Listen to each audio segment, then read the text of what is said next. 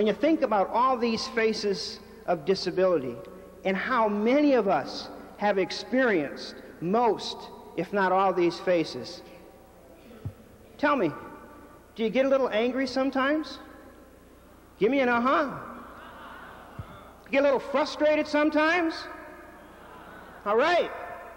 For those of you who are adults and came from blue-collar families like I did, tell me frankly, does it piss you off? Yes. Yes, and that's important. That is the very first step. You know why? Because to be frustrated, to be outraged, means that you have enough pride and respect in yourself to know when you're not being treated the way you ought to be treated. And you've got to have that sense of pride in yourself. And it means you got enough pride in your people and people like you to be outraged, to be frustrated. That's important. Many faces, one voice. This was the title of the second annual Congress of People with Disabilities and our allies from across the state of Michigan. We came together to further educate ourselves and others about our issues, to advocate for the policies we need to be full members of society, and to celebrate our diversity and unity. Crossing all artificial lines, race, gender, diagnostic category, this act of coming together allows us to speak powerfully and allows us to be heard. We are the loud voice of a large neglected family. Don Anderson and others speak to the unification, nature, and purpose of the event. The disability community has historically been factionalized into the wheelchair users and the people with cerebral palsy and the blind and visually impaired folks. And what that translates into politically is when we try to lobby the legislature for action and resources, they splinter us off in competition against one another. The event represents an attempt to draw together a statewide coalition, cross-disability coalition, of all the disability organizations and individuals that are active in this area. People with all disabilities need to start getting together, and this is a great time to do it, to bond and realize what the common issues are that we all have. And if we can all get together and become one unified minority faction, then we would be one of the largest voting blocs in the country. And I think the important thing is for us to get control over our own lives, develop our community, our culture, and then go out and tell the legislative bodies this is what we want, instead of them telling us what we want.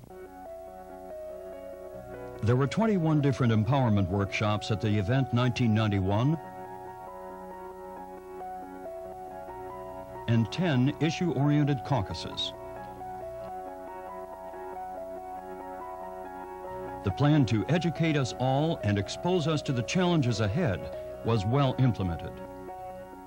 The disability family, saying it's more than just any one term. It is a sense of self-involved in a much larger arena, and people connecting at a variety of different levels and with a variety of different experiences.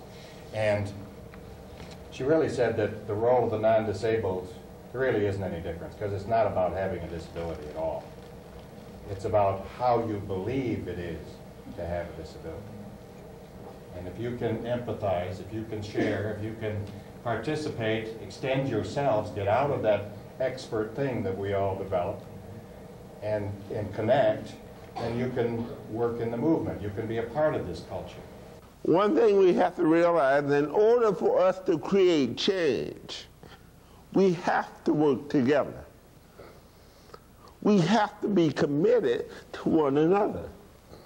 That's part of advocacy, true advocacy. If you do not have commitment to yourself and to other people, you cannot get things done. You cannot get the change done. That's part of the lifestyle. We come here with a sense of urgency, a sense of solidarity, and a sense of joy. And we did make it here again, stronger than ever.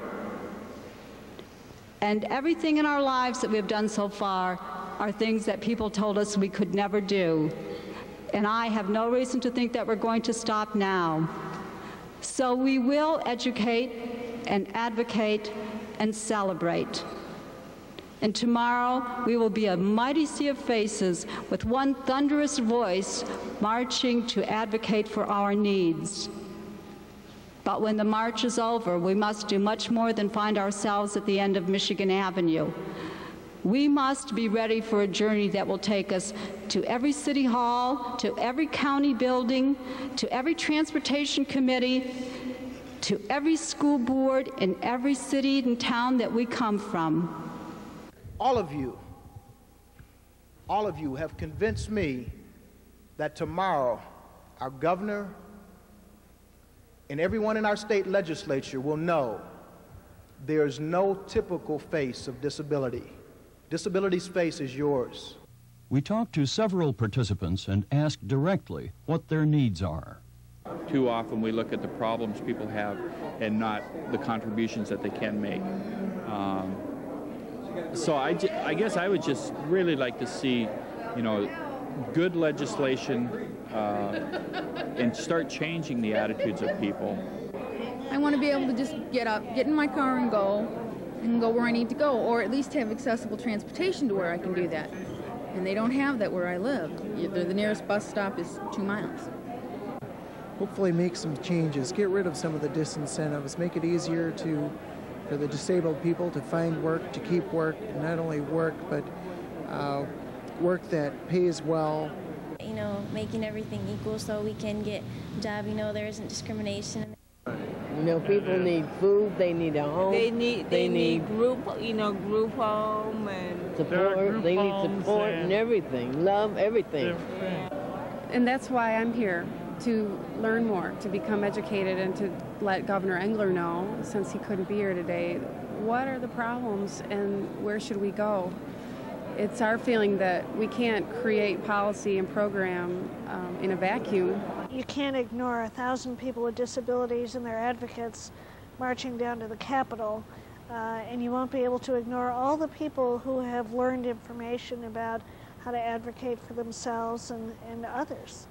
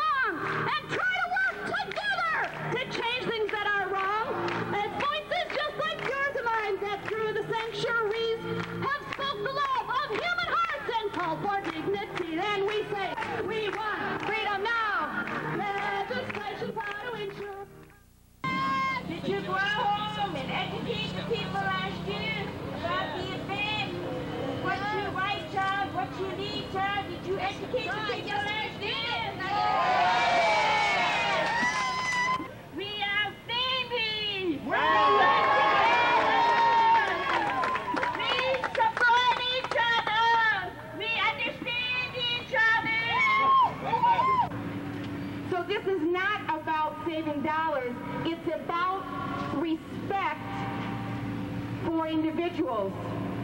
It's about caring about personal worth and being willing to invest in the dignity and independence of every single person in this state.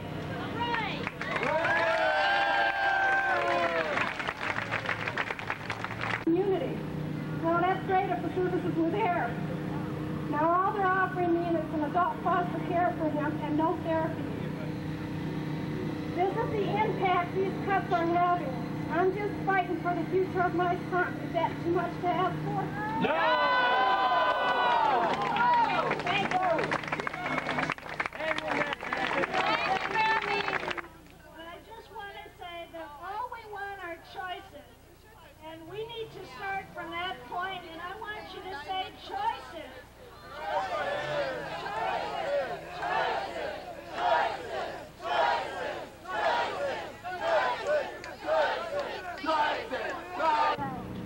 We are family. Yeah. Yes. I got all my brothers and sisters with me. Yes. I cannot do it alone. No. We are family. Right on. We are family.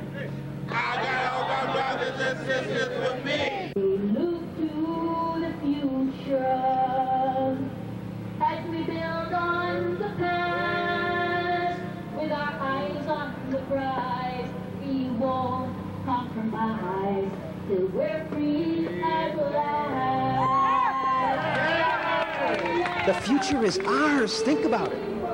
We are a proud people. You know what you've been through individually. You know what you've been through collectively. We are a proven people.